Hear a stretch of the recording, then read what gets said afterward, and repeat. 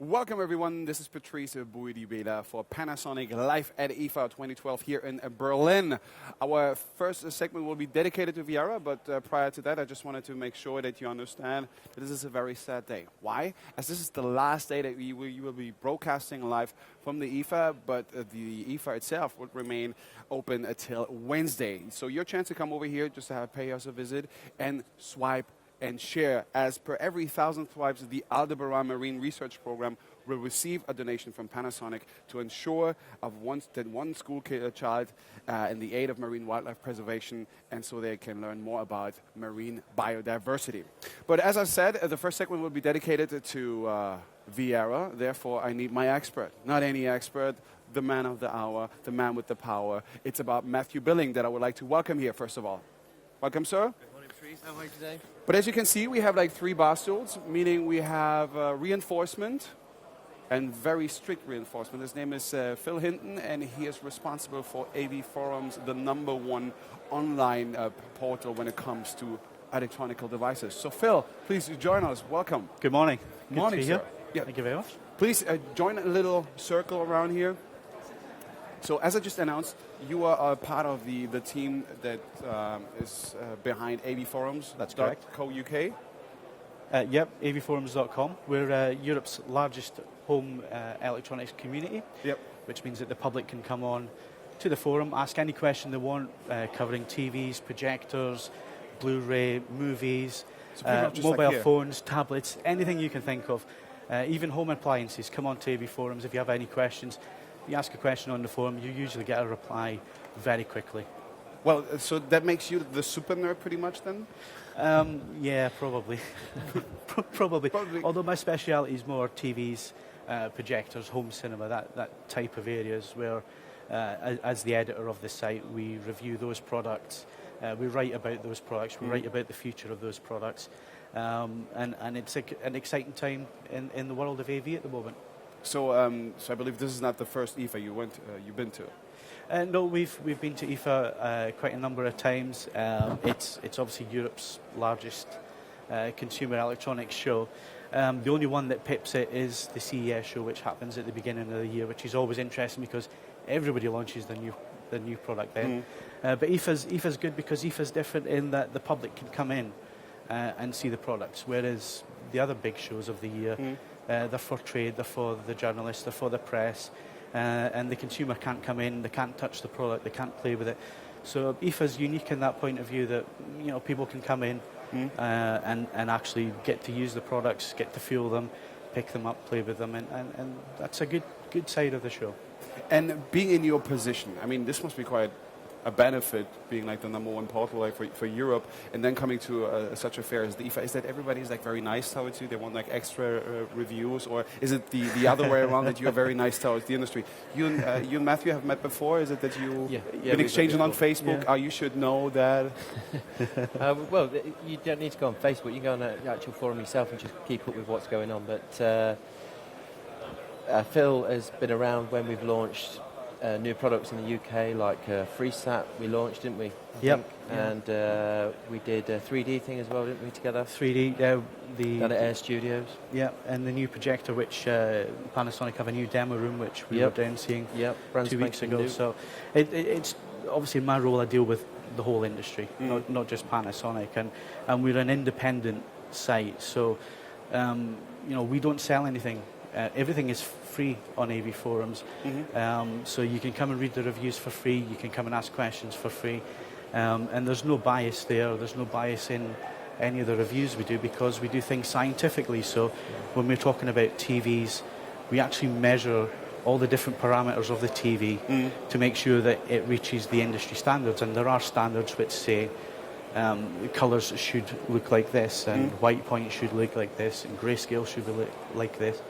And we can measure the TVs against the standard, which means it doesn't matter what name is on the front of the TV, whatever brand it is, they all get treated in the same way on a level playing field. They all get tested the same way, and it's all repeatable and measurable. So, like I say, there's absolutely no bias there, and it's up to the product to perform, basically, because it's on a level playing field with every other product that's out there. And that gives the consumer a bit of confidence when they come and read our reviews, because they know that we've gone to the trouble of going through all these objective tests, and there's very little actual opinion regarding the products. So, you know, they know that they're getting A to B of the strong points, the weak points. There's nothing to hide. We'll tell it like it is, and the feedback that we get from that is superb. The standards that you mentioned, is that THX, that kind of thing, ISF, THX? It's along those standards, so ISF and THX, that's more about professional calibration of the TV. Some TVs will have a THX mode, like the Panasonic TVs, the GT and the VT certainly have the THX mode, which means if you switch the TV into that mode, then what you're seeing there is what the creator of the content intended you to see. Which means you're actually seeing colours that the way they should be. You're actually seeing skin tones the way they should be. The grayscale should be more or less correct from black to white. You should be getting the most contrast. The standard process then actually starts right at the beginning when they actually make the footage, the movie, the program, whatever it might be. That's where the standards start. There's a lot of misconceptions. This word director intent gets used an awful lot, and that can cause a lot of confusion, because when people think director's intent, they tend to think, well, if the movie was 5 hours long and he's cut it down to 3 hours long, is that his intent, or so on? When we're talking about picture quality, what we're talking about is a set of standards which, when the film is shot, the DOP, the director of photography, will have a certain look that he wants to go for. It then goes through the editing process, the post-production process, where the colour grade, everything. But all the way through that process are standards which basically put an envelope around what they're doing. So they'll go for a certain look, but that certain look is still within the standards envelope and so on. And where it falls down, or where it has fallen down in the past, is where we get to the consumer end of the market, because the standards get forgotten about. Because at the end of the day, companies have to sell TVs. And to do that, they have to make their product look a certain way when it's in the showroom. So when you go into any big retailer, the first thing is your eye is drawn to the brightest, most vivid picture, which is not necessarily the correct thing. It's not always the best way. The correct thing is to have your picture to the standard, so it's transparent to the content that you want to watch. That doesn't happen, unfortunately. And it's only recently that companies like Panasonic and other companies have started to introduce ISF calibration modes, THX picture modes, and we've also launched our Picture Perfect campaign, which Panasonic are partnering with. Almost everybody else in the industry is behind the campaign, which basically tells people when they buy the new TV, or if they've got a TV in the living room, put it into movie mode, or put it into cinema mode, or put it into THX mode, and make sure that the aspect ratio is correct. And what you'll find is that for 99% of the general public out there, who have maybe got their TVs in a dynamic mode or a vivid mode, which is too much for the living room that they're in, just making that one change gets the colours correct again, gets the grayscale correct again, gets the contrast and the brightness correct again, and suddenly they're getting the best out of that product which they've paid money for. And it's good to see that companies like Panasonic are introducing THX modes and certainly getting behind the Picture Perfect campaign and so on. So it's positive that the industry is moving in the right direction. And that mode is on GT50 and VT50, which are plasmas. Yeah, the VT50. Thank you. I'm quite aware of that. You just were talking about the standards coming up there, and finally also like the industry comes in there just to support that. But what about the customers? I mean, I recall things as MP3 where the industry thought, okay, why would people really invest into MP3, and it's not going to last because it's not the best quality that there is out there. But apparently the market has decided MP3 definitely is something that the people want. So do you see that often, that sometimes there's a good idea presented by a company, but then the customers in the end just decided differently? Well, AV Forums has been around for 12 years, and the industry's changed massively in the last 12 years. You know, the big thing was Laserdisc back in the day. Well, I even had that. I mean, my big brother, I'm not that old, but I would have had like Laserdisc. But all the way back in the day, I mean, that was only 2000. DVD was just coming onto the market then. The big thing for home cinema enthusiasts was Laserdisc. We only had ProLogic sound until very late in the day when Dolby Digital and DTS came on board. AC3. AC3, And since then, it's moved on massively. I mean, if I was to say to you 5 years ago, have you got a smartphone? The answer would have been no. Yeah, a communicator would have considered a smartphone because you have a keyboard. So that's it when it comes to I bet you've got a smartphone in your pocket now, and I bet if someone took that away from you now, you would find it difficult to live your life because you've gotten so used to the technology that comes with that. And we're moving into HD when it comes to broadcast. I think SD's on its last legs. It's finally going to disappear in the next 5 to 10 years. We're going to be in an HD future. You just have to look at the UK broadcast. You have Sky, who have over 50 HD channels. You have Virgin, who have a number of HD channels. And it looks really brilliant, I have to admit. And the BBC, when they did the Olympics, it looked absolutely stunning quality. It did. All the HD channels that they had there, you could watch whichever event you wanted to watch, and it looked stunning. So I think in terms of quality, I think we're definitely moving in the right direction, and I think the consumer is coming on board because they're getting to see the benefits of HD. They can see the difference, and once they get used to it and they live with it, if you were to take it away again, they'd be up in arms. So I think it's moving in the right direction. I think the last 5 years we've really seen a big shift towards high definition. But also then again, it comes to good content. That's also what a lot of people seem to have forgotten. Yeah. It's when Pixar became quite successful with digital animation, then everyone every city wanted to have a movie with animation. Then forgot it's about the storyline pretty much. That it's just a tool that we're talking about. If you're talking about a new technology, if the BBC get behind it, you know that it's likely going to become a standard because they have the resources, because they're publicly funded, they have the resources to plough into R&D and look at where the future is and where the future is going with television and broadcast and digital and so on. And if they get behind a format, I think you'll find that will become the industry standard sometime down the line. Are you thinking on a UK level or on a worldwide level? I think they've had a big influence worldwide. Certainly the BBC and NHK in Japan. I mean, NHK are really well known for their research and development. Well, it's NHK that we've collaborated with for the 8K stuff. Yeah. So, I mean, 4K and 8K, I mean, that's been on the drawing board for the last 5-10 years. Yeah. It's only now that we're starting to see that technology become a reality with the Olympics. They only had 3 cameras. Yep. But they covered the Olympics in 8K. You've got the 8K monitor around the corner there on the stand, and it looks astounding. Yeah. The problem is the bandwidth that goes with that. Yeah. The technology needs to catch up, I think, exactly. with the footage. What would the bandwidth be a problem because there's so much information that it's it's easy just to carry this information. Just simple things like getting it from the camera to the storage. You need super fast connection. Okay, so. But also I feel like most of the time that people don't even realize the differences. I mean, the industry is talking again about like 4K, already about 8K, but it seems that the customers really didn't realize that what's the difference to the former CRT TVs and now common 2K that you can have on your HD TV set. I think 4K we're going to see a big difference if the industry gets together. If manufacturers get together, the content producers get together, if they all come together, we have a good chance of making 4K the absolute best format that's ever been, because you're not just talking about higher resolution, you're talking about wider colour gamut. You're talking about a colour gamut that then matches 35mm film. It matches the DCI cinema spec. So when we were talking about director intent earlier on, at the moment we have to fall back to 8-bit video. That's how everything works. Blu-ray and DVD is 8-bit. It's always been that way.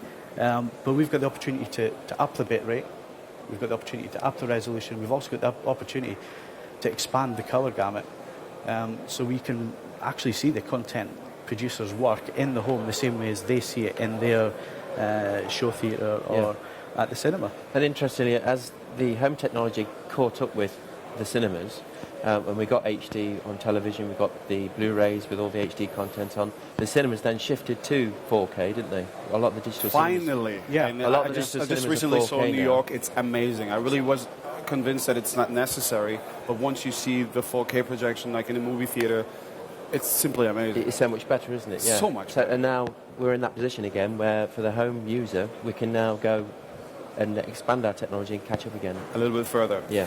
All right, then we just talked about some basic information here when it comes to AV. And actually, you mentioned a point there, and I think it's important to make just before we go on. and that's with 4K. And we were discussing this as we had a quick walk around the stand this morning. There seems to be this perception that 4K has to be on a big screen. Yeah, that's what I would have thought in the first place. Yeah, and I had the same thoughts when we were first talking about the technology. But actually, you have a 20-inch monitor, which is obviously used for professional products and so on. But actually, when you look at that, you can see the extra detail. You can see the extra colour that's there because of the wider gamut and so on. So I think people that say, well, it shouldn't be on a 42-inch and a 50-inch TV, well, maybe that is pushing it a little bit, but you will still see a difference because it's not just resolution that you're talking Already about. on 20 inches, you will see the difference between 2K and 4K. We've got 20-inch screens here with the 4K resolution on, and the applications for them really is endless. So keyhole surgery, for example, in the medical industry, yes, you can do it on a regular television, but if we can get even better resolution, they can get further in with their cameras and get a more precise look at what they're actually doing in that that's what I surgery witnessed when it comes to the 145-inch 8K. well, that's just amazing, though, isn't it? This is amazing. Standing in front of it, like less than a meter, and still seeing no dots, but really just like details of the pictures. But I thought that was an interesting point to raise because certainly online on our forum, a lot of talk is, well, you would need a 140-inch screen. Well, no, not really. It's not that I need it; it's that I would love to have one. Yeah. Well, who wouldn't? Who wouldn't? But yeah, I think it's an important point to make for the viewers out there to understand that you don't need a massive screen to get the benefits of 4K because it's not just the higher resolution; it's sort of the color gamut and everything else that goes with it. You're right. I would take the 145 also in 4K. It's fine. It doesn't have to be 8K. Forget about the VT50 that I'm talking about the whole time. All right, then let's carry on and start with our question coming from our viewers. As the first one comes from Adam Sinclair. What do you think will be the next major innovation for TV? How will the design evolve in the future? You got two major technologies that are going to be the next big thing. One of them is OLED, which is a new display technology, and higher resolution, so 4K or 8K. I think we're more likely to see 4K in the next 10 years. I think talking about 8K, you're probably talking 20, 25 years maybe to get that in, just because of the bandwidth that's involved with that. The official prediction from Panasonic is that 8K, they may start transmission of 8K or manufacture of 8K maybe about 2020, but it's such a long way away, isn't it? It's, like I say, all the technology needs to catch up before you can even consider that. The 4K, I think, is a far higher reality over the next 10 years, yeah, definitely. If you think about, obviously you're going to have to go out and buy your movie collection again in 4K once we have a playback device, and this is the problem. We don't have a playback device at the moment for 4K material, but the encouraging thing is that 35mm has a wide resolution range, so in 4K you're going to see that resolution from films that were made in the 1940s up to the present day. You also have the likes of Peter Jackson, who's shooting on Red Epics at the moment, which shoot at 5K. So content producers are using the higher resolution, they're using the wider colour gamuts, they're doing everything correctly. So transferring that to the home should be easy to do in the next few years. Phil, that rather than everybody going out and buying their entire movie collection again, as broadband speeds improve, would it not be better to have a download service? Yeah. That you just pay every time you want to watch your favourite movie, you pay $3.99 or whatever it might be. I'll pull you up on your first point there, Matt. When broadband gets to that. But they are improving. It's certainly improving, in the UK, they've promised a massive new but it's still going to take quite some time until this. But places like Japan, Korea, they've already got super fast broadband. They've got super fast broadband, and it works when you have that infrastructure in place. Yeah. Then yes, you can pipe 4K into the home. Yeah. I mean, a 4K movie, you're talking, still with some compression on it, you're still talking about 500 gig.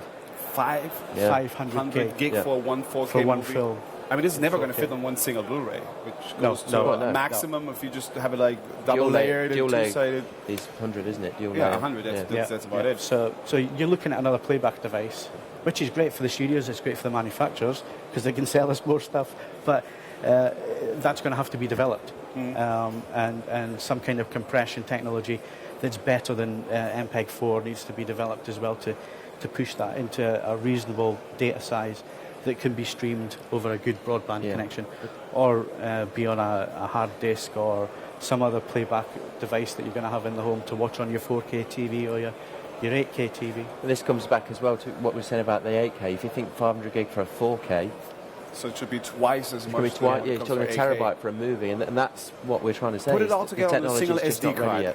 To get it. Sorry? Well, you never know. You're just going to be able just to put it like on a one single SD card, but you predicted perhaps like in 10 years the SD card might be gone. Well, we're seeing a lot of development with SSD drives. Yeah. We're seeing more and Which more. are still quite expensive. They're still quite expensive at the minute, but I think once we get the capacity up on those, once the price comes down, it could be a case of that you're buying your next movie in 4K on some kind of SSD drive, some kind of solid state media. Yeah, and also like an SSD hard drive is still smaller than like the DVD or Blu-ray in its case. Yeah, that would be an idea. So Adam, thank you for that question. Carry on with the next one. Bye. Paula would like to know, what sort of innovations do users want? Are companies listening to what users want? I think that's a question to the two of you. Do you feel like Panasonic is listening? Do you feel that the industry is listening? I think recently, certainly Panasonic has been listening. I think VIERA Connect is really coming on strong. For example, last year we didn't have a web browser, and arguably, rightly, we got some flack for that from dealers, customers. That's what they wanted. So this year we have a web browser. So I think that's a perfect example of Panasonic listening to their customers.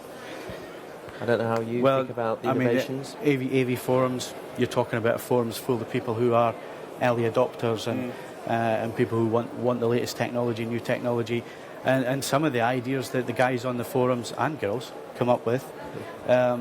You sit back and you think, well, yeah, that's a fantastic idea. Why didn't I think of that? And when we're reviewing products, we'll review products in such a way that we think, well, actually, I think it would be more useful if it did this, or this might be a neat trick. And this is stuff that we always feed back into the industry, into the companies that are supplying these goods, like Panasonic, for review.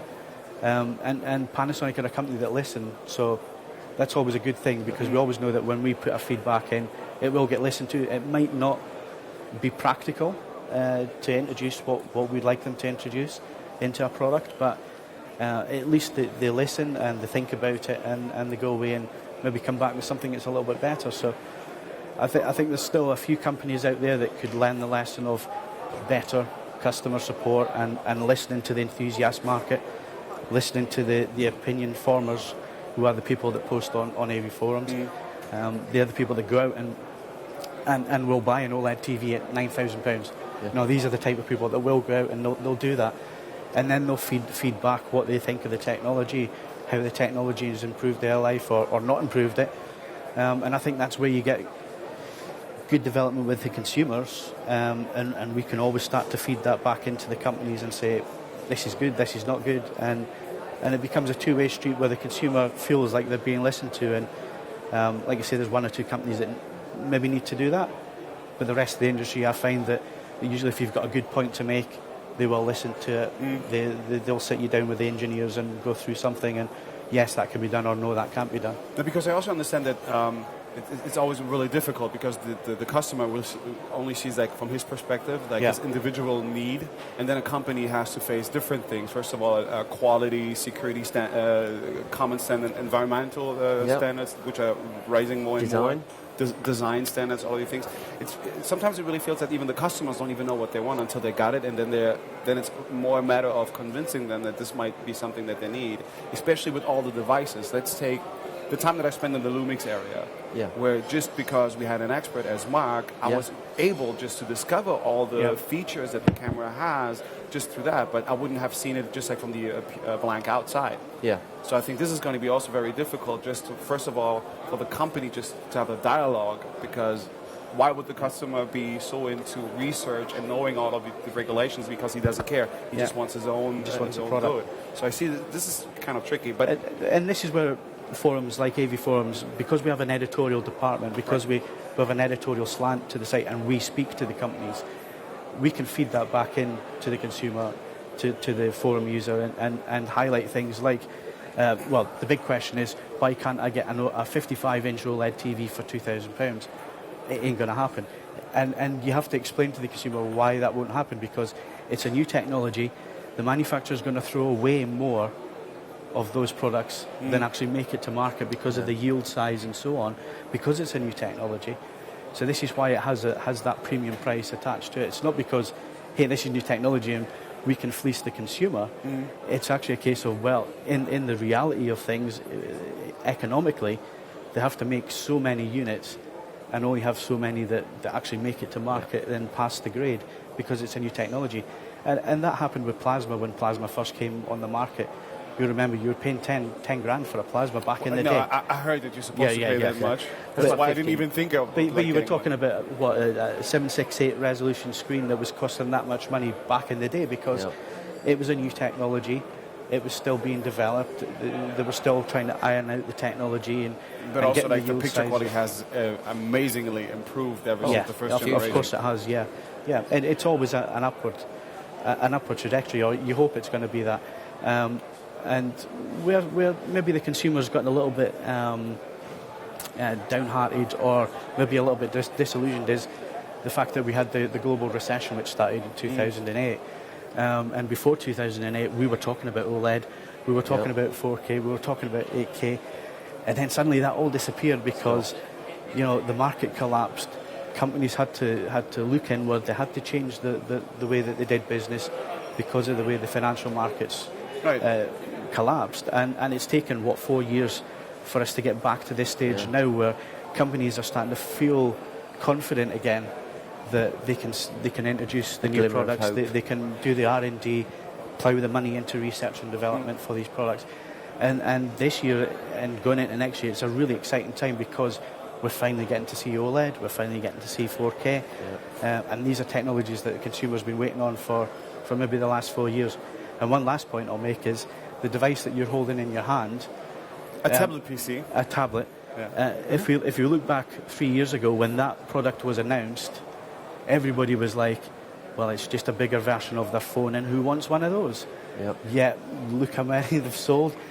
And the thing is, it's now commonplace. If you take the phone itself, I mean, when the phone was introduced into the market, the smartphone, who knew you wanted a smartphone? And yet you look around now and everybody's got one. I remember saying, why would I want one of those? Why would I pay for a phone when I get them free? I've now got one. Sometimes it's just the way technology works, and it catches the public imagination. No, I totally agree, but also to just open up some new chances. I mean, it really seems that this entire exhibition is just about like a lot of product that are now either you can integrate it or at least use your smartphone or a smart device just in order to that. I mean, the other flip of the coin is that you're going to get products that die a death and that quietly disappear or are quietly killed off. Things like DCC, HD, mini disc, HD DVD, Yeah. all these kind of things come along, and sometimes they don't catch the public's imagination, or they don't get the backing from the content producers, or whatever it is, and they quietly die away. So there's still a gamble when it comes to technology and what will catch on and what won't catch on. I think CDI was quite promising back then. Sorry? CDI, just putting a movie, just imagining a movie on a CD. I remember watching one of those. It was the opening of Star Trek 2, and it's all snow and it's a blizzard and everything else. And because the compression was so bad on it, you couldn't tell what was snow and what was compression and pixelation. And it's terrible. That's a good point actually to make. Is that like the products that die away? I mean, I know for a fact that Panasonic do watch or interact with the AV forums in the UK. Right? I know Panasonic do that directly.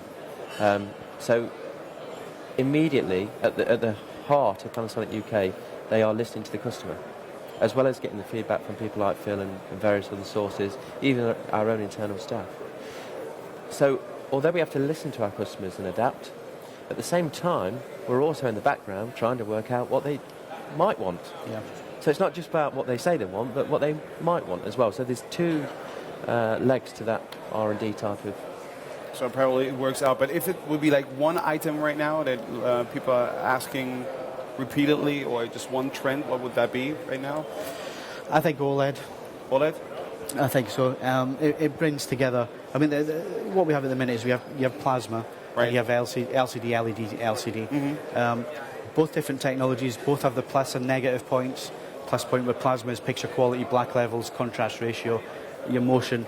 Your plus points with LED, LCD is the design. You can get them really thin, you can make them look nice, but then you have the picture drawbacks with the LED lighting, so you'll get clouding sometimes on the backlight. The blacks are not that great. But OLED brings both of those technologies together. You're getting the picture quality of plasma, you're getting the design flexibility of LED and LCD, and it just looks phenomenal. I mean, 4 millimeters thick, and picture quality and contrast ratio, dynamic range, which is to die for. I'm sure it will have some drawbacks. All technology does, and especially display technology. There's never a perfect TV. There never will be. They'll all have the plus and minus points, and you have to adapt that to your environment and your living room. But I'm excited about OLED, and I think that's the big product. I think that's part of human nature, being bored after a while if it just stagnated. Also, thank you, Paula, for this question. I hope this has been expanded enough for you.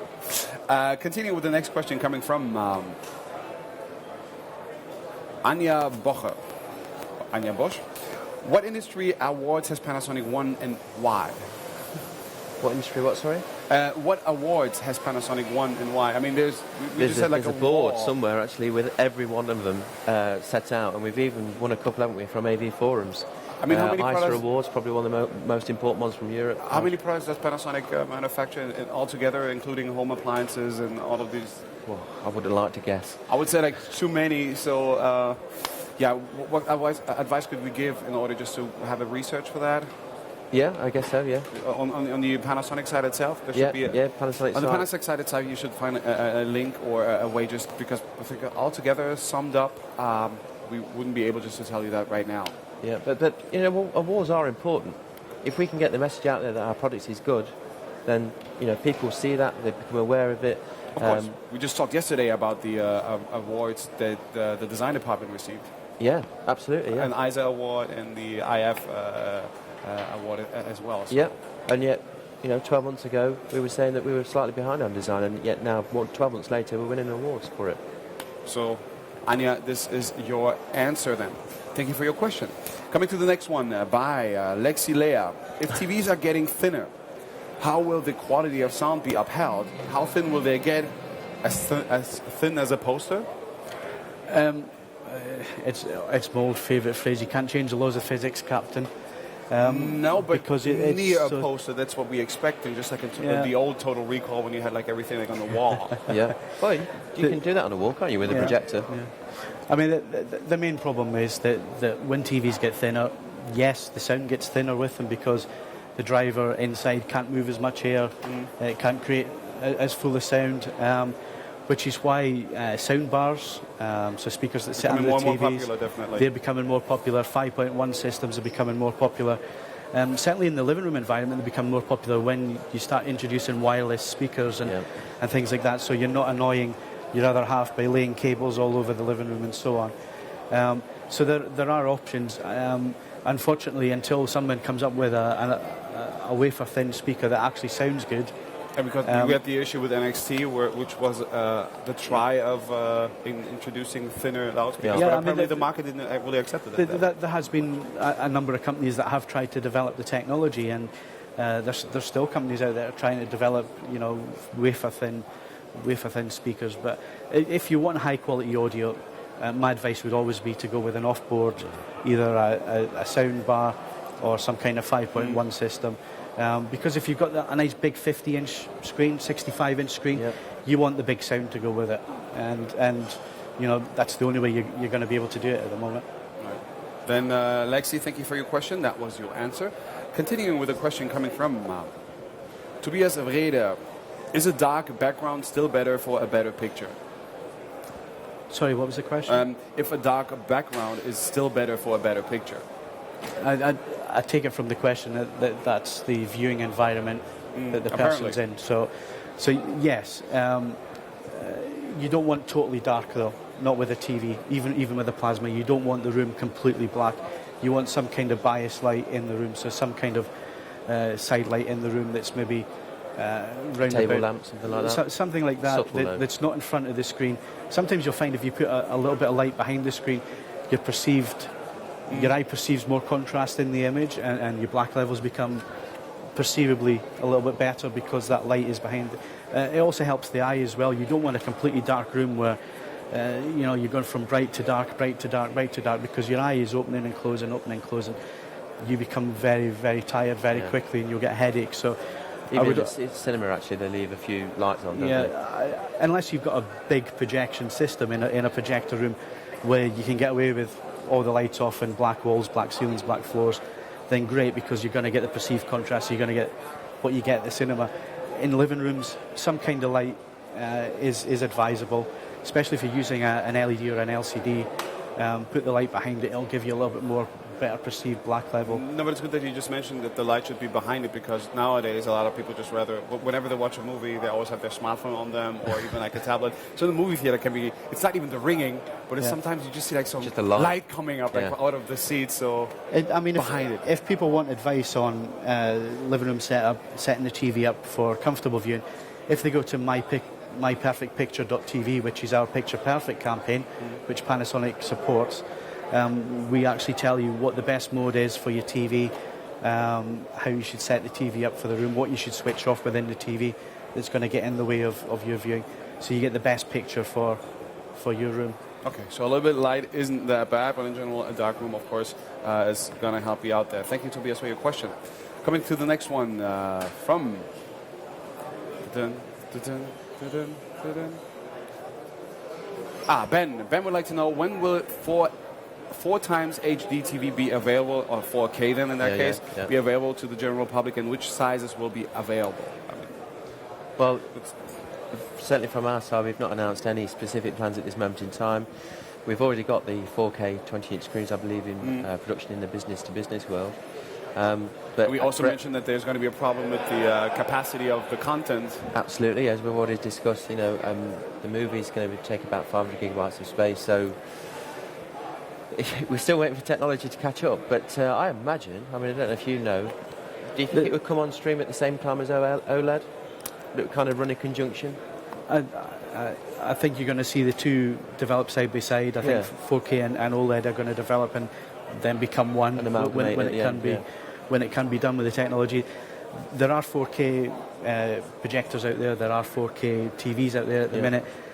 It's a very much a niche market. It's very much for the early adopter. It's very much for people who have a yacht and who can afford to have these screens, because you're talking about many thousands of pounds at the moment to buy the screens that are available. I think the cheapest one that's available is about £8,000. So it's an awful lot of money at the minute.